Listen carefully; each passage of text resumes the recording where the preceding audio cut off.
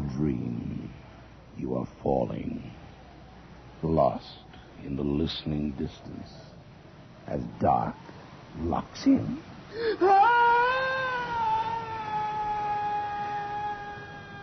Nightfall.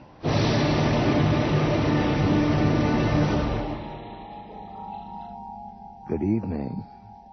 The aesthetic zone between satire and horror is as broad as broadcasting, but it often seems to be explored best in writing communities where the given script appears to have been developed with the utmost conviction. Tonight's play, based on a short story by Soviet writer Mikhail Bulgakov, and dramatized especially for this series by Arthur Samuels, is called The Fatal Eggs.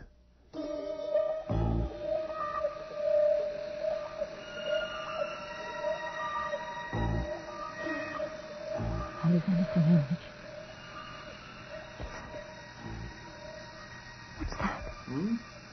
Oh, the wind, I suppose. No. Come over here to the window. Hurry. Manya, I'm trying to concentrate on these reports. I can't believe it. Look. Well, Manya, what is it now? Look. Over there, by the hatchery, those huge shadows all moving and writhing. Black as pitch out there. I can't see. Manya, it's just the trees swaying in the wind. No. It's not the trees. Something alive and coming closer. Oh, my God! What is this? It can't be real. It's so huge. Manya, look out.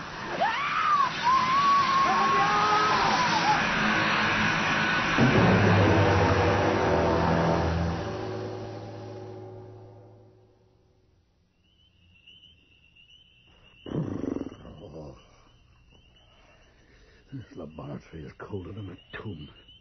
Ivanov? Yes, Professor? This cold is intolerable.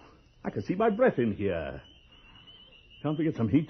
Well, there's no fuel, Professor Persikov. How is that possible? What will happen to the specimens? They can't survive in this chill for long. Oh, I'm afraid it's too late for some of them. I've just taken a count.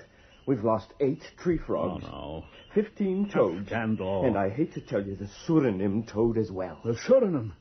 Dead? But it's irreplaceable. I know. Well, that's the last straw. I'll tell them a thing or two.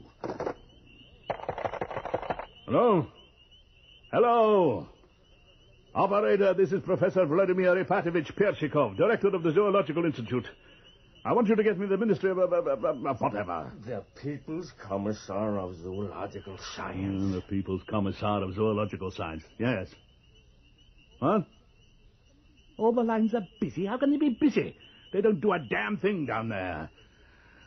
Oh, never mind. I'll call later. Those bloody paper pushers. You can bet they've got coal to keep their fat asses warm. 10 years since the revolution, and still we have to put up with... Professor, could you come here a moment? What is it, Peter? There's something awfully strange. I'm trying to focus the microscope on this slide of amoeba, and... Well, could you take a look? Yes.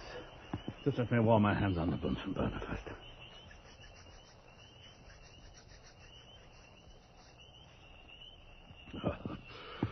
All right, let's take a look. Can't see a thing. Only some ray of light gone astray. Well, that's just it. I've never seen a ray like it. Where does it come from? Probably a refraction run. Peter. Turn up the magnifier. Give me 10,000. Yes, that's it. Peter. This is incredible. What is it, Professor? I must be hallucinating.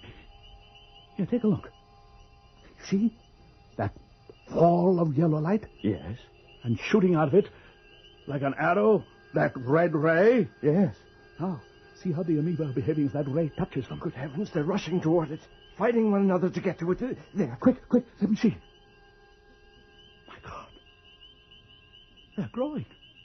Growing at an incredible rate, right under my eyes. Unbelievable. Peter, quickly, get me some frog roe. There's not much Get left. it, hurry, before the red ray disappears.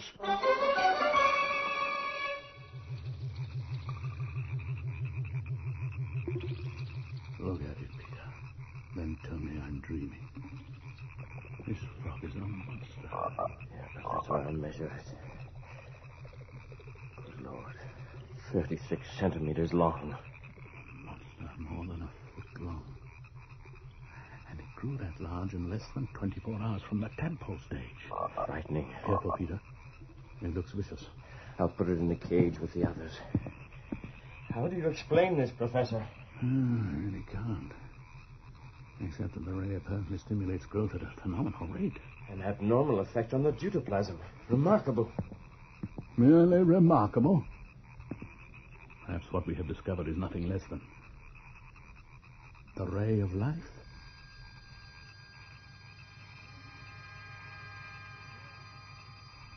Unless it's only a passing phenomenon, a random refraction of light. From the sun, do you mean? No, not from the sun. I'm almost certain the source was this electric light we put in yesterday. That ordinary incandescent lamp? I believe so. And nothing has been moved, so if we calculated angles of refraction taking spectroscopic readings, we could recreate the red ray. And control it. All we need is... Yes? Come in. No, wait! Oh. Genya. What is it? Your dinner is ready, Professor, and I just... What's that awful smell? Huh? Nothing. An experiment. I'll have my dinner late, Genya. But... Later. We'd better make sure she stays out of here. All those creatures penned up. Yes, they're all in cages over here. 1, 2, 3, 4. That's strange. There were 5. Genya!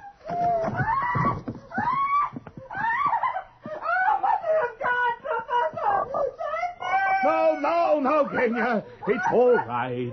All right, don't get hysterical.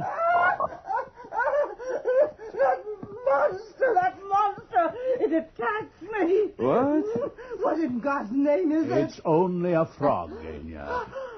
You call that a frog? Admit it's somewhat larger than the usual frog. It's coming at Calm me! down, Genya. We'll ward it off. Here, Peter, take this photograph. Kill it before it kills me! Now stand back, Genya. There, he's stunned. Now to finish it off.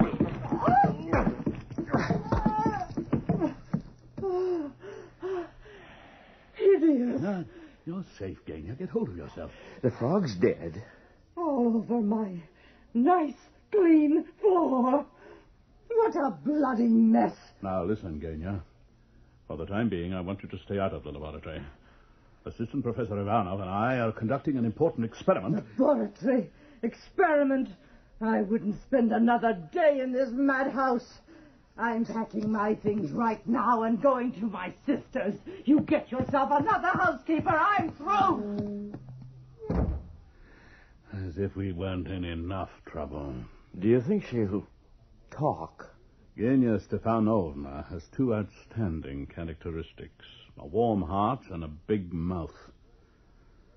To make matters worse, she has a brother-in-law who is an exemplary Soviet citizen. Which is to say that... He reports everything to the authorities.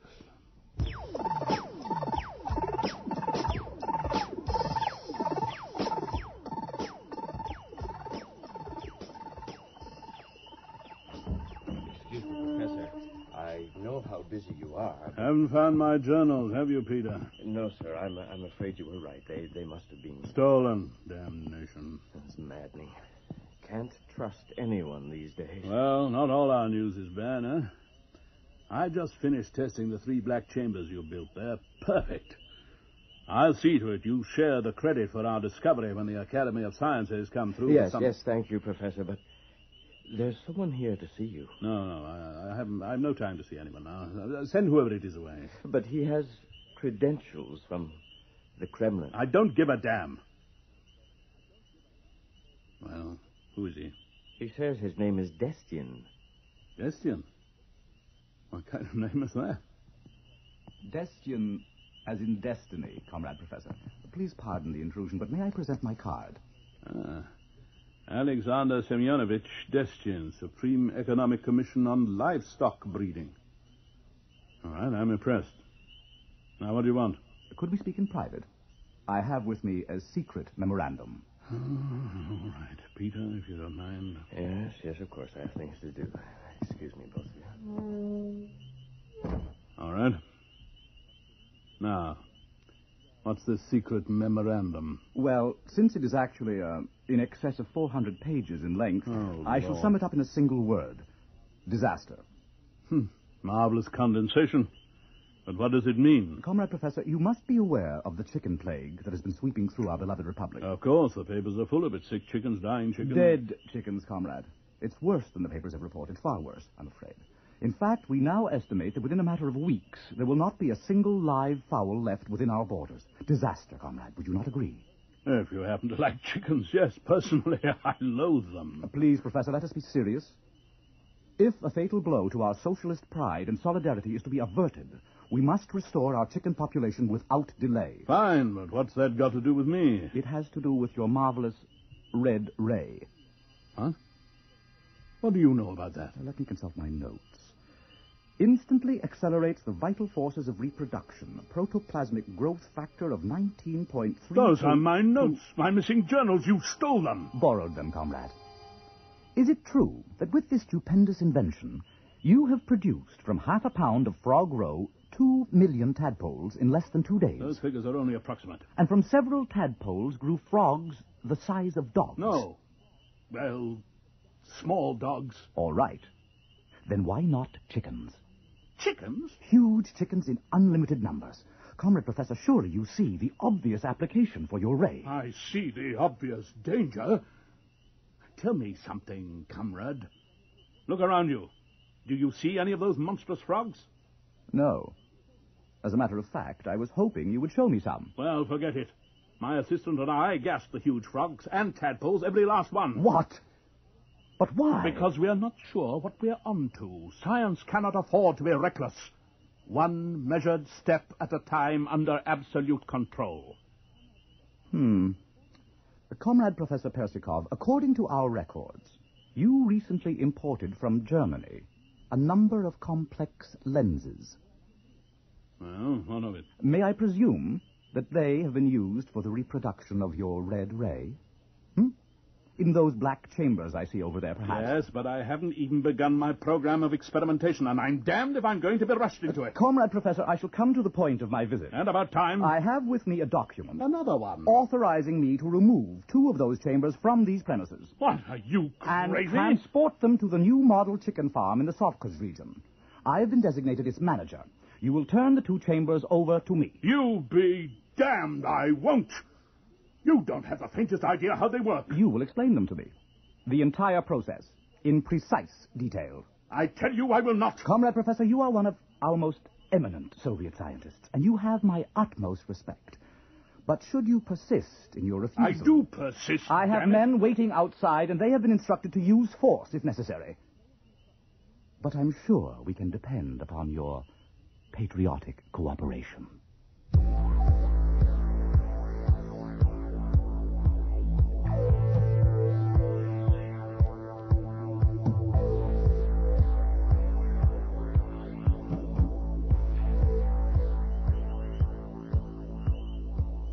Zoological Institute. Assistant Professor Ivanov speaking. Yes? Oh, hold on. Professor, it's the province calling that fellow Destian. All right. I'll take it. Hello? Yes, this is he. Yes, and greetings to you, Comrade Destian. What? You received a shipment of hen's eggs from abroad and they're what? Dirty? Slimy? So you're asking me whether they should be what? Oh, washed. Well, of course you must wash them, comrade. After all, how can you expect to breed clean Soviet chickens from dirty foreign eggs? Eh? Oh, you're quite welcome. Goodbye. Imbeciles. Do you think they'll succeed, Professor? Those bureaucrats? Oh, they'll find some way to foul up, you can depend on it. They're getting ready to load our black chamber with eggs out there. Then we should be hearing of the results pretty soon. God knows.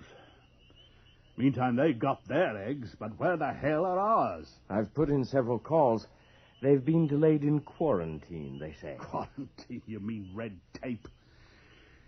Oh, dear, dear. Well, let me know the moment they come in, Peter. Yes, sir. We've got to go ahead with our own experiments, if only to let those idiots know what they're doing wrong. You're really worried, aren't you, Professor? An unknown red ray whose power and magnitude even we have not begun to assess in the hands of bureaucratic bunglers? Oh, yes, Peter, I'm worried. I'm terrified.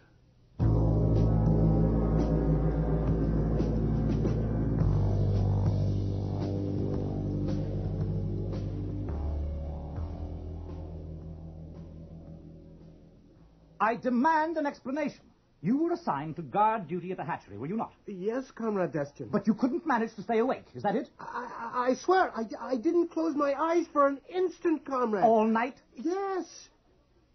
Well, it's possible I might have dozed off a little, And but it's also possible that you left the door to the hatchery open. No, I deny that. Absolutely, Comrade. The door was closed. Then would you do me the honor of explaining how all the eggs in Chamber 1 seem to have hatched last night without one single chick to be found anywhere? I don't know. The door and all the windows were closed? Yes.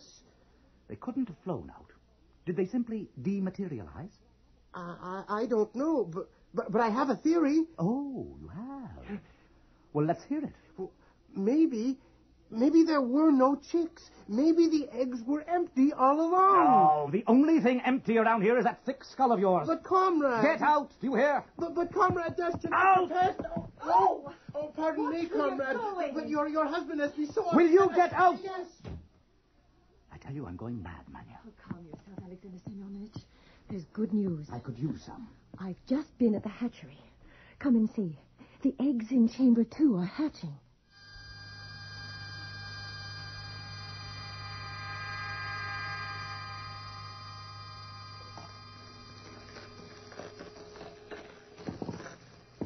You hear that? Yes. Well, these chicks at least sound ready to cooperate. I still can't get over the size of those eggs. Do you really think foreign capitalist hens could be so much bigger than ours? These last few days, I've had the feeling this whole experiment is bigger than we can handle. Oh, no. You're in complete control, I'm sure. I wonder. I should have recommended to the Central Committee that Professor Persikov be brought in personally to supervise. Nonsense. Some of the chicks have vanished. Otherwise, it's all going splendidly. I only hope you're right. You'll see, Alexander Semyonovich. In a few hours, we'll have the finest brood of chicks ever hatched anywhere. Well, we shall know soon enough. And you, my dear husband, will be up for the Order of Lenin, at least. Yet, I keep wondering, Manya, whatever could have happened to all those other chicks?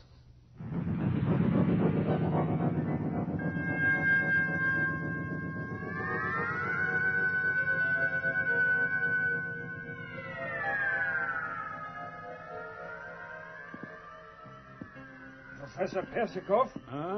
The eggs, they've arrived.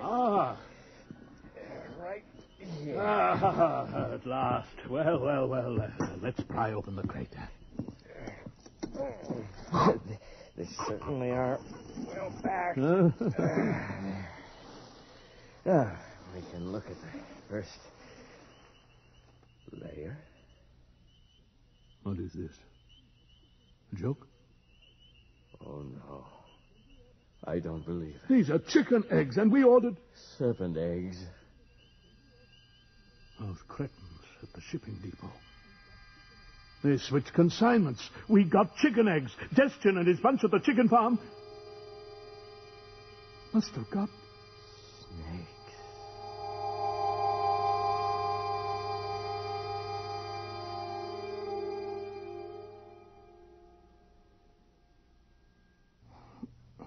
There.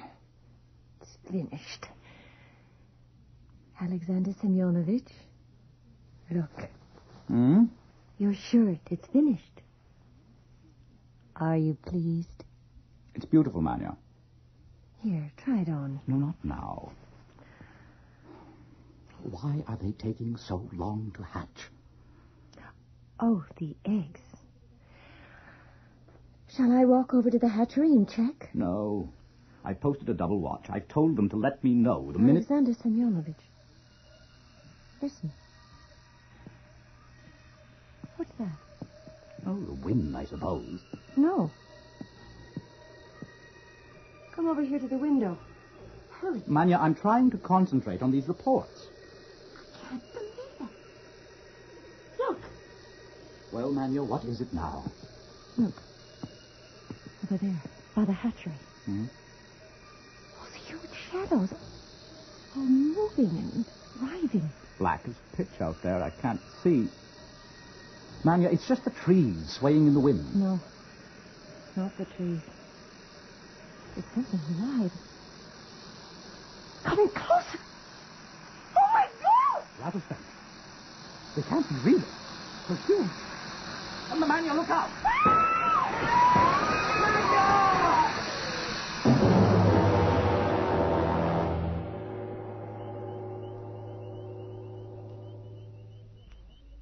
Hello? Hello, operator? I've got to get through to Subcos. What do you mean they're not answering? Look, they can't all be asleep. Well, keep trying. It's very urgent. Ah, this is ridiculous. Maybe they are all asleep. No. Something's wrong at the hatchery. Those eggs in unskilled hands. Under the red ray. And not just ordinary snakes, but anaconda. Copperhead. Water boa. Yes. And under that ray, Professor, how big, how deadly, and how many?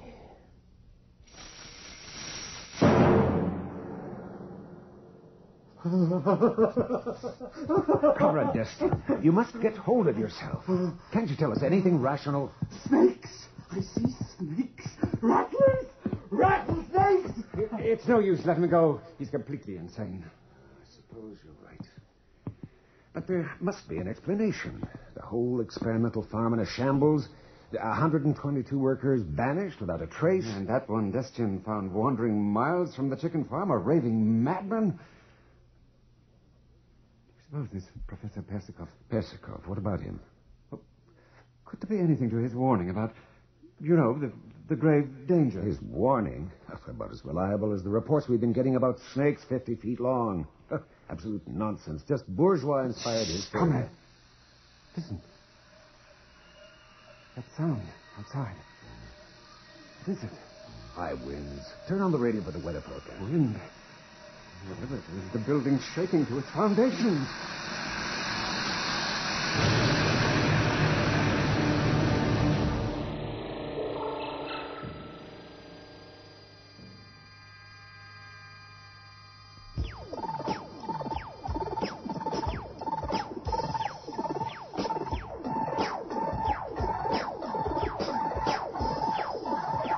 Comrade listener, we interrupt this program to bring you a special bulletin.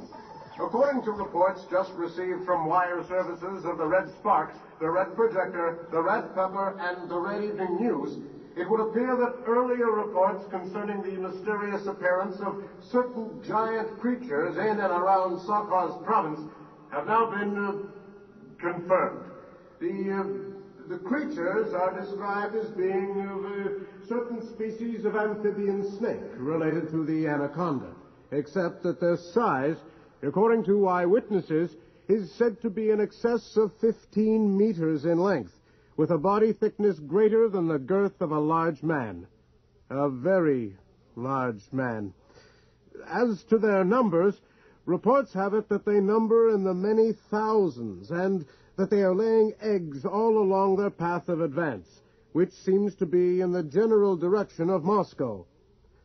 I have with me here in the studio Professor Vladimir Apachovich Persikov, director of the Zoological Institute.